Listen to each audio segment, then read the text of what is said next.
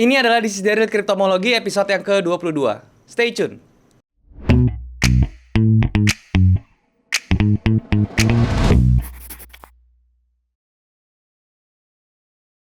Halo guys, balik lagi sama gue Daryl di This is Daryl Channel. Dan hari kita masuk ke segmen This is Daryl Cryptomology episode yang ke-22. Buat teman-teman yang baru, ini adalah segmen membahas tentang Bitcoin dan juga altcoin, yaitu tentang dunia cryptocurrency. Dan sebelum gue mulai, gue mau jelasin ke kalian kalau misalnya kalian belum punya grup trading, kalian bisa join di grup trading gue di aplikasi Discord. Linknya ada di bawah, kalian tinggal klik link tersebut buat join, kemudian kita bisa langsung diskusi bareng di sana. Gue gak pernah punya grup lain selain di Discord, jadi kalau misalnya mengatasnamakan gue di platform lain seperti Telegram, Facebook, dan juga Instagram, dan menawarkan investasi dalam bentuk apapun, harap hati-hati karena itu sudah dipastikan adalah penipuan. Jadi kalian jangan transfer teman-teman, oke? Nah teman-teman, berbicara tentang cryptocurrency, terutama tentang Bitcoin dan juga Ethereum. Di dunia Bitcoin minggu lalu itu beberapa hari kemarin itu tepatnya di hari Selasa teman-teman ya, itu Bitcoin mengalami koreksi yang cukup dalam teman-teman ya. Dia ketahan sampai dijatuhkan sampai ke level 43.000, tetapi habis itu dia rebound lagi. Dan sampai hari ini ya teman-teman, hari video ini dibuat hari Rabu ya, itu sekarang bergerak di range 46.000 sampai 47.000. Dan apa yang terjadi? Banyak yang berita-berita yang bertebaran teman-teman ya. Ada yang bilang itu gara-gara El Salvador effect ya. Kemudian ada juga yang bilang gara-gara itu whales yang ingin kick out retail-retail yang memiliki posisi leverage yang berlebihan. Ada juga yang bilang itu adalah miner-miner yang selling off dia punya Bitcoin ya. Jadi itu banyak. Tetapi intinya secara teknikalnya bagaimana nanti seperti biasa kita akan bahas secara lengkap dan detail di dalam monitor supaya bisa lebih jelas dan lebih berinteraksi dengan chart teman-teman. Dan juga gue nanti tentunya akan bahas koin-koin yang sudah kalian request di kolom komentar. So tanpa berlama-lama lagi, sekarang langsung saja kita ke monitor teman-teman. Oke teman-teman, sekarang kita sudah ada di monitor dan hari ini kita akan masuk ke segmen dari Cryptomology yang sudah di episode 22. Dan seperti biasa teman-teman ya, di segmen ini itu gue akan bahas tentang crypto ya. Jadi gue mulai dari Bitcoinnya dan juga kemudian dari altcoinnya dan tentunya dengan koin-koin yang sudah kalian request. Tetapi seperti biasa teman-teman ya, gue akan mulai itu pasti dengan yang namanya market cap-nya dulu untuk melihat bagaimana perputaran uang ya, atau perputaran capital itu di market kriptonya itu sendiri bagaimana. So tanpa berlama-lama lagi langsung aja kita cek. Di depan kalian ini kalian bisa lihat ini adalah charting tools yang gue gunakan untuk menganalisa kripto dan juga saham, yaitu adalah tradingview.com ya. Ini adalah charting tools yang sangat-sangat complete package teman-teman ya, dari segi fitur dan juga dari dari segi kenyamanan dan juga kemudahan untuk user interface-nya ini enak ya, dan juga efisiensinya juga oke karena dia tidak harus install program, tetapi kalian tinggal buka aja websitenya tradingview.com. Kalau misalnya kalian belum punya charting tools, kalian bisa coba secara free, ini gratis teman-temannya bisa. Tapi kalau misalnya kalian terganggu dengan ads-nya atau iklannya, kemudian kalian pengen nambah indikator segala macam, kalian bisa coba yang pro-nya. Untuk daftar yang pro, linknya sudah ada di bawah, kalian tinggal klik link tersebut buat daftar yang pro-nya, oke? Nah di depan kalian ini sudah ada market cap dari total kriptonya seperti apa. Tetapi sebelum gue mau jelasin dulu kejadian yang menarik di minggu ini ya, yaitu kejadian di hari Selasa kemarin teman-teman ya. Itu cryptocurrency kena down teman-teman ya, kena koreksi yang cukup dalam ya. Ini kalau misalnya kita ukur teman-teman ya, dari sini ke bawah ya. Tuh teman-teman ya, dalam one day teman-teman ya, satu hari range pergerakan dia dari top peaknya ke bottomnya itu sekitar 25% teman-teman ya. Yaitu sekitar dia kena search itu 612 billion ya. Ini luar biasa sekali ya dalam satu hari. Dan kenapa ini bisa terjadi ya, koreksi besar-besaran di kripto ini? Karena ini dari beberapa rumor teman-teman yang gue baca di portal-portal berita. Gue bacanya di cryptopanics.com karena itu kan sebenarnya news generator teman-teman ya.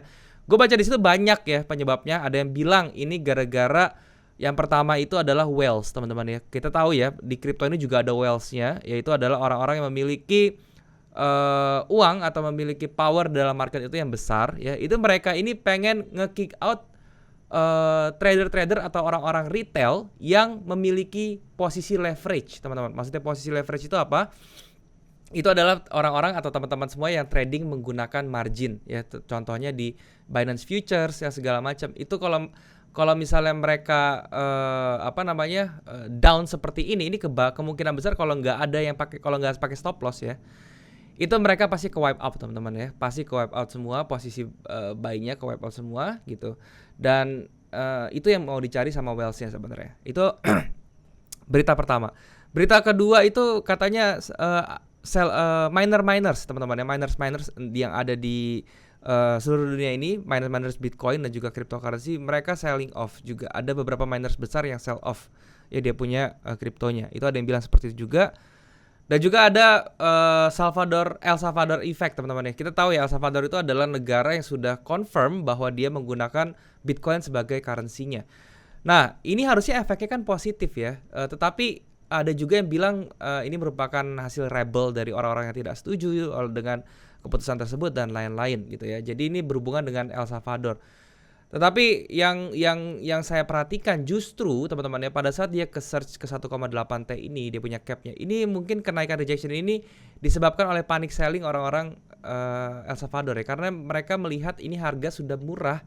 Jadi mereka memborong atau membeli secara masif Bitcoin besar-besaran gitu loh. Jadi menyelamatkan kita sebenarnya itu bisa jadi orang-orang yang ada di El Salvador sana gitu. Oke. Nah, sekarang kita itu dari sisi fundamentalnya. Sekarang kita masuk ke teknikalnya seperti apa ya. Nah, ini kalau misalnya kalian ngikutin episode yang kemarin, episode 21, ini saya sudah gambar ya teman-teman. Ini adalah chart saya yang kemarin saya gunakan. Ini dari kriptonya, teman-teman. Kita lihat target kita sebenarnya sudah achieve, teman-teman, di 2,284 triliun ya. Dia sempat break ke atas, malahan bisa bikin high di 2443 triliun. Tetapi teman-teman ya, ternyata di hari Selasa itu dia kena koreksi dan akhirnya dibikin false break seperti ini ya. Tetapi di sini yang masih oke, teman-teman ya, dia itu sebenarnya masih ketahan di atas 2 triliun teman-teman ya. Ini yang kalian perhatikan level ini ya, di 2,015 triliun atau 2 triliun ya. Jadi kalau misalnya dia masih bisa bertahan di atas ini, teman-teman, ini masih oke untuk dia bisa up lagi. So nanti minggu ini sampai minggu depan kita berharap dia akan build up lagi ke atas, terus dia bisa break lagi di atas 2,29. Itu menjadi konfirmator bahwa ini sellernya sudah habis dan dia bersiap untuk bikin higher high. Jadi ini teman-teman yang minggu depan kalau misalnya Bitcoin itu bisa tutup di atas 2,284 T ya, ini akan bisa kemungkinan besar dia bikin yang namanya higher high, dan itu bisa menjadi batu loncatan untuk Bitcoin untuk menjadi lebih lebih masif lagi teman-teman ke depannya. Seperti itu. Itu untuk market cap-nya seperti itu. Jadi kita tinggal lihat di 2T. Kalau misalnya dia ke bawah gimana? Itu skenario-nya akan mirip-mirip yang seperti ini teman-teman ya, sebentar. Kalau misalnya dia bisa lebih dari di 2,15 T, ini dia akan kurang lebih akan seperti inilah ya.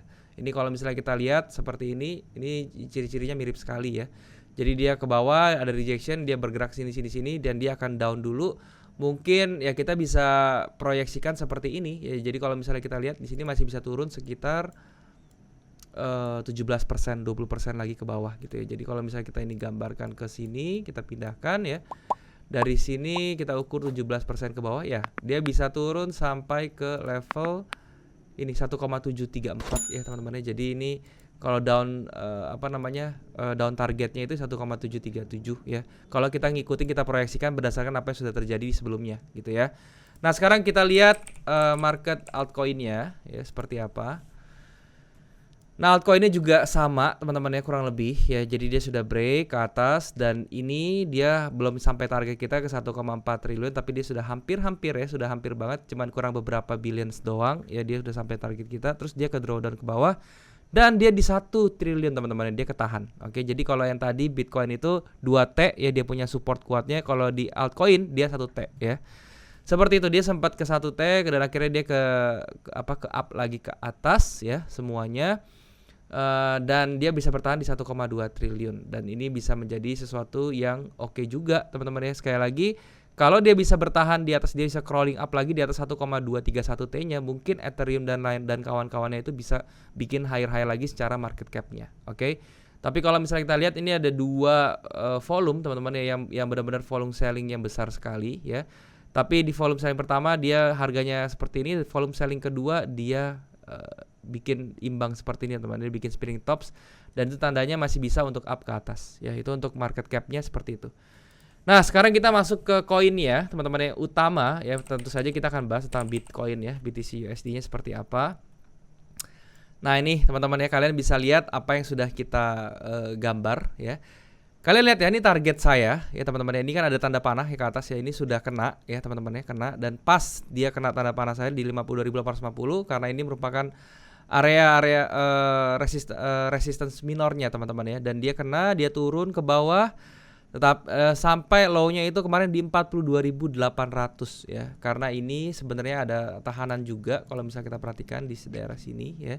Ini merupakan area demand-nya juga ya, dan dia ketahan di sini, dia bisa reject ke atas. Tapi sekarang dia masih berada di lingkup area demand-nya. Kapan dia bisa aman? Kalau misalnya dia bisa bertahan di atas 49.000 lagi atau bahkan di 50.000 teman-teman ya.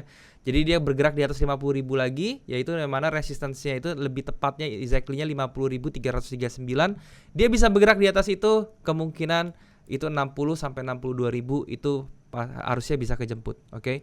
Kalau dilihat dari volumenya, tidak ada volume yang menakutkan ya, karena sebenarnya volume kemarin ini dengan kejadian di longsor seperti ini volumenya tidak terlalu besar sebenarnya ya. Kalau dilihat masih ada range di sebelah sini, ini menjadi tahanan yang masih oke juga. Ini masih ada buyers yang banyak di sini di 35.000 sampai ke 41 ribuan teman-teman ya. Jadi sebenarnya Bitcoin ini masih bergerak di range upside yang masih bisa diekspektasikan dia akan bisa bergerak ke atas terus gitu loh.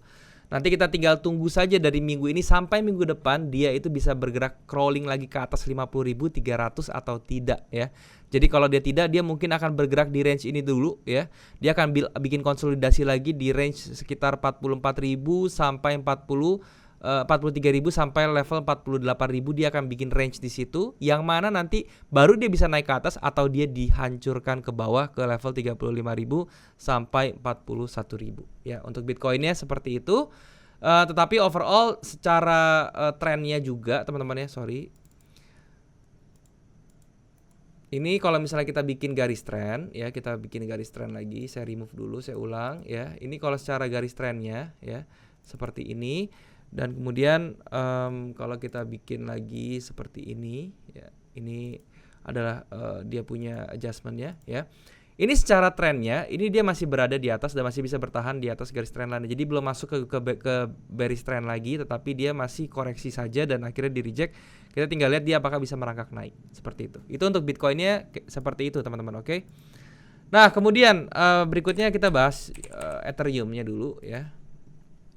Oke. Untuk Ethereum ini sendiri, ini lebih oke lagi. Ini juga yang by the way, ini yang kita gambar kemarin. Target kita sudah kena ya di 3.800. Makanya saya bilang 3.800 saya akan bersih-bersih porto dulu ya. Saya akan lihat dulu. Dan ternyata dia itu benar ya teman-teman. Dia sempat kena target kita 3.800, lewat dikit sampai ke 4.000, akhirnya dia dibanting ke bawah. Tetapi yang menariknya dia tidak bisa close di bawah support yang sudah saya buat di sini ya 3.330. Dia kena, akhirnya dia naik ke atas, close di sini. Sebenarnya yang jadi support itu bukan level ininya, tapi areanya yang kita lihat ya. Ini area yang sangat kuat, bagus sekali ya untuk menahan si Ethereum, karena ini merupakan area demand yang cukup oke ya. Dan sekarang PR-nya adalah ya udah dia harus merangkak naik lagi sampai ke area 3.800 lagi, bisa bertahan di 3.800, maka next targetnya 4.382 ini masih bisa untuk dijemput teman-teman ya. Jadi nanti kita lihat saja apakah ada dorongan lagi atau ada power lagi dari bullishnya untuk bisa ngebreak 3.800 lagi. Dan kemarin juga saya sudah nungguin di area sini, saya sudah ada beberapa posisi lagi di area 3.100-an teman-teman ya. Kemarin saya ada limit order, ternyata limit order yang saya nggak expect kena di area situ, ternyata dia kena ya, dan itu kebeli. Ya udah saya tinggal diamin lagi aja teman-teman ya, saya diamin lagi aja, saya tinggal lihat gerakannya apa ya. Intinya tetap stop loss kita pantau di bawah 2.960-an. Kalau di bawah itu kita keluar dulu ya. Kita cari next spot lagi untuk buy-nya di mana. Oke. Itu untuk Ethereum-nya seperti itu kurang lebih teman-teman ya. Dari segi volumenya juga tidak ada yang terlalu massive sekali. Ini merupakan volume rata-rata, masih tidak jauh ya teman-teman ya. Masih gedean yang di sebelah sini, yang mana ini sudah di break ke atas, yang berarti sellernya ini sudah habis harusnya gitu ya. Itu untuk Ethereum US dollar-nya seperti itu teman-teman. Sekarang kita lihat BNB ya. Nah, untuk BNB-nya ini sendiri ini juga sama ya, dia sudah kena area yang kita bilang di $500 ya, $500 sudah kena dan dia reject lagi ke bawah ya. So, ini berhentinya karena apa di daerah sini? Ini karena ini level yang harus diperhatikan tuh ini sebenarnya teman-teman ya. Dia kena ke bawah di false break ke sini dan dia bertahan di bawah sini. Jadi kalau misalnya dia bisa turun lagi nanti keluar di bawah 388, yaitu nanti dia kemungkinan besar dia akan bergerak turun lagi dan tergerus bisa sampai ke 330-an lagi. Tapi kalau misalnya dia bisa bergerak ke atas, yaitu dia akan menjadi sesuatu yang baik dan dia bisa harus kejar 500-nya lagi ke atas ya. Jadi seperti itu. Untuk BNB-nya masih ketahan. Jadi level yang kita perhatikan masih di 380 sampai ke 420-an. Itu level BNB yang diperhatikan. Nextnya kita bahas XRP ya, USD. Nah, untuk si XRP-nya juga sama ya, kemarin dia sempat bikin bullish pattern seperti ini dan sudah break ya bullish pattern-nya, tetapi sayang sekali belum sampai ke targetnya di 1,6, dia sudah down ke bawah dan dia ketahan di area supportnya lagi teman-teman ya, di daerah sini. Ini ada area support ya, dari sini kita lihat ketahanan jadi resistance, ini jadi support ya, dia ketahan lagi di sini. Dan kita lihat apakah dia malah nge-fill gap yang di bawah ini, rejection-nya di-fill lagi dan itu menyebabkan ke bawah terus ya. Atau dia malah bisa ke atas bangkit lagi dan dia harus kejar sampai di atas, bikin higher lagi di atas 1,4 ya, seperti itu. Dan ini level yang diperhatikan areanya, ini ada konsolidasi kecil di sini, ini yang diperhatikan teman-teman sampai di bawahnya sini ya. Jadi dari level 0,945 sampai ke 1,05 itu yang diperhatikan, harus diperhatikan oleh XRP teman-teman, seperti itu. Nextnya ada Cardano ya, ini menjadi primadona juga belakangan ini. Oke. Nah, untuk Cardano ini sendiri dia cukup kuat teman-teman ya, cukup kuat sekali. Dia ketahan di area ini ya, area ini bisa menahan dia dan akhirnya dia rejection lagi ke atas dan dia bisa berhasil ditutup di level 2,46 ya. Dan untuk Cardano ini sendiri ya, ini juga sama, dia masih ingin nge-fill gapnya, dia ke bawah ini rejectionnya atau enggak ya. Nah, kalau dari segi volumenya ini juga tidak terlalu signifikan juga, masih ada volume-volume yang lebih besar di sebelumnya ya. Jadi ini untuk Cardano dia masih bisa untuk retrace ya, dan selama dia tidak lebih dari 1,92 itu masih aman sekali, masih bisa untuk bullish ke atas. Untuk Cardano-nya seperti itu teman-teman. Dan sekarang kita lihat satu koin yang kecil yaitu Dogecoin. Nah, untuk Doge ya seperti apa? Justru yang menarik ya, kalau koin-koin community seperti ini, Doge kayak gini teman-teman ya, dia itu tidak terlalu tidak terlalu dalam teman-teman sebenarnya ya. Kalau misalnya kita perhatikan ya sekitar sama sih 30%-an juga ya sebenarnya. Cuman kalau misalnya kita perhatikan di sini dia ini memiliki, berarti kita sudah tahu nih level-level yang harus diperhatikan ya. Berarti level yang pertama dia harus perhatikan itu adalah di sini ya, 0,232. Jadi kalau misalnya kalian mau ngumpulin si Doge ini teman-teman di Dogecoin, kalian bisa mulai dari sebelah sini dulu teman-teman yang pertama. Nah, ini ya range-nya. Jadi ini range untuk kalian ngumpulin Doge itu sebenarnya di range sekarang ya. Jadi kalau misalnya kalian mau beli Doge itu, kalian bisa coba di area ini di 0,1822 sampai 0,2 ya. Itu adalah area range untuk beli Doge. Dan untuk nextnya tentunya ya, nextnya itu kalian bisa incer tuh di bawah sini lagi teman-teman, karena ini merupakan ibaratnya liquidity pool yang paling banyak ya, maksudnya order block yang paling banyak itu di daerah sini di 0,04 sampai 0,09, tapi saya rasa agak susah ya untuk turun ke sini. Jadi kalian bisa perhatikan di level 0,18 sampai 0,2 aja dulu untuk Dogecoin-nya. Seperti itu untuk Dogecoin.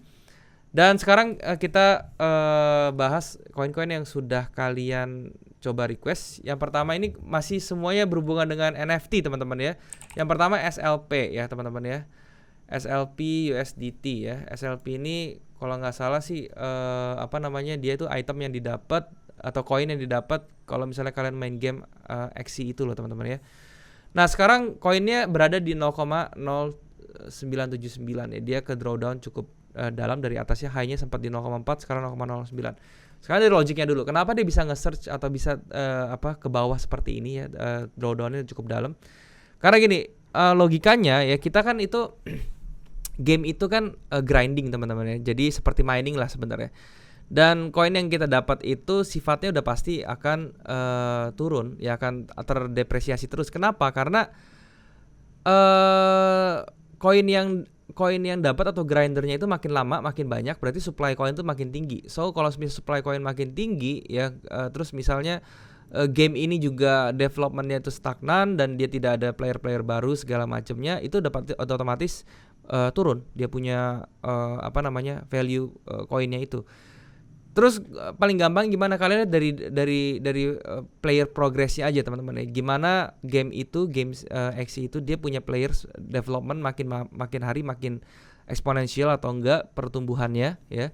Dan itu bisa memacu orang-orang butuh koin ini. Tapi saya nggak tahu ya maksudnya guna koin ini di game tuh untuk apa. Cuman yang jelas logikanya seperti itu aja, simple. Intinya kalau misalnya supply makin banyak orang yang grinding tetapi bayarnya sedikit, playernya sedikit, itu otomatis dia makin lama makin turun.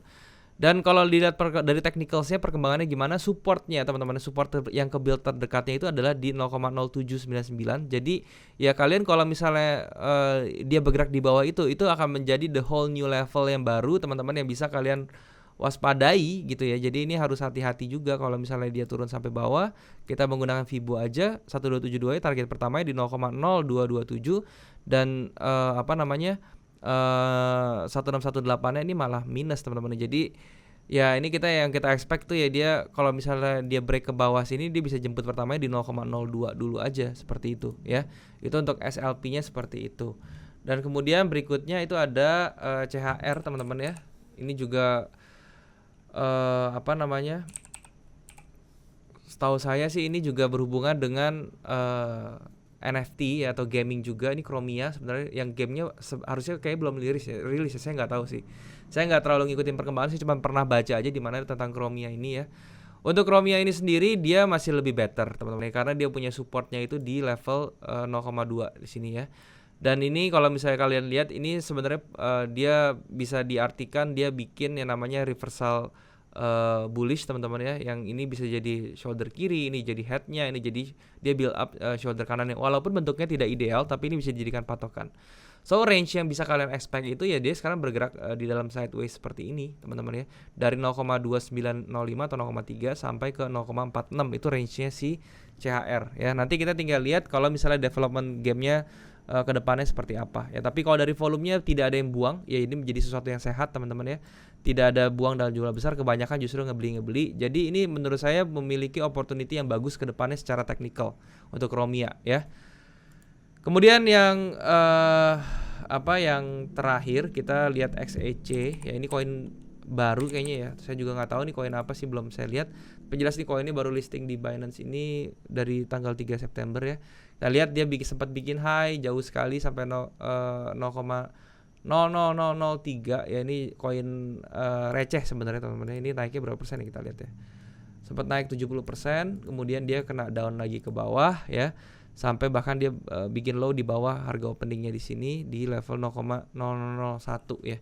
Nah kalau koin seperti ini saran saya ini full gambling ya. Kalau misalnya kalian mau buy di sini ya tinggal jagain aja level 0,00022935 ya. Itu adalah level yang kalian harus jaga. Kalau dia bergerak di bawah itu saran saya sih out dulu ya. Dari volume juga belum terlihat ya teman-teman seperti apa ke depannya. Tapi yang bisa saya kasih tahu ya seperti itu, levelnya itu 0,00022935 itu yang kalian jagain. Kalau di bawah itu lebih baik kalian cut loss dulu kalau misalnya kalian mau trading. Tapi kalau misalnya kalian mau hold dan kalian percaya dengan project yang mereka, yang mana saya nggak tahu nih projectnya apa, ya terserah. Itu bisa jadi pemikiran untuk kalian pribadi masing-masing. Oke, mungkin segitu dulu teman-teman yang mau gue sharing. Semoga bisa bermanfaat, dan jangan lupa apa yang gue sharing di sini hanya pure pandangan gue sebagai trader kripto. Jadi kalau misalnya kalian mau ikutin atau mau ambil sesuatu dari sini, kalian harus sesuaikan dengan trading management dan juga money management kalian. Oke, mungkin segitu dulu teman-teman. Thank you sekali lagi. Sekarang kita balik lagi ke kamera. Oke teman-teman, jadi itu pembahasan gue tentang Bitcoin dan juga Ethereum serta juga altcoin lainnya. Tadi semua sudah gue bahas. Semoga apa yang gue sharing di sini bisa bermanfaat untuk kalian, dan tentunya kalian juga bisa mengambil sesuatu dari video ini. Tapi perlu diingat juga teman-teman, gue bukannya financial advisor. Jadi apa yang gue share di sini hanya pure pandangan gue sebagai trader di cryptocurrency. Jadi kalau misalnya kalian mau mengambil dari video ini, kalian harus sesuaikan dengan trading management kalian dan juga money management kalian supaya hasilnya bisa lebih optimal. Dan juga sekali lagi buat kalian yang belum punya grup trading, kalian bisa join di grup trading gue di aplikasi Discord. Linknya ada di bawah, kalian tinggal klik link tersebut buat join. Nah, kemudian kita bisa langsung diskusi bareng di sana. Gue gak pernah punya grup lain selain di Discord. Jadi kalau misalnya ada mengatasnamakan gue di platform lain seperti Instagram, kemudian ada Telegram, kemudian ada Facebook, menawarkan investasi titip-titip dana dalam bentuk apapun, harap hati-hati karena itu sudah dipastikan adalah penipuan. Jadi kalau misalnya kalian diminta transfer, kalian jangan transfer karena itu adalah penipu.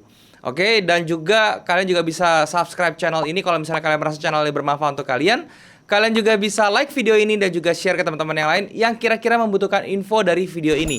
Kalian juga bisa komen di bawah kalau misalnya ada yang kurang dari video ini, atau kalian mau request tentang apapun yang mau gue bahas ke depannya. Selama itu berhubungan dengan kripto, saham, dan juga forex, gue pasti akan baca komen kalian dan gue akan usahakan untuk bikin kontennya buat kalian. Nah, mungkin sampai sini dulu aja teman-teman videonya. Semoga sekali lagi bisa bermanfaat untuk kalian. Thank you buat kalian yang sudah menyempatkan diri untuk nonton video ini. Sampai jumpa di next video. Jangan lupa semua orang bisa cuan. Salam sukses. Bye-bye.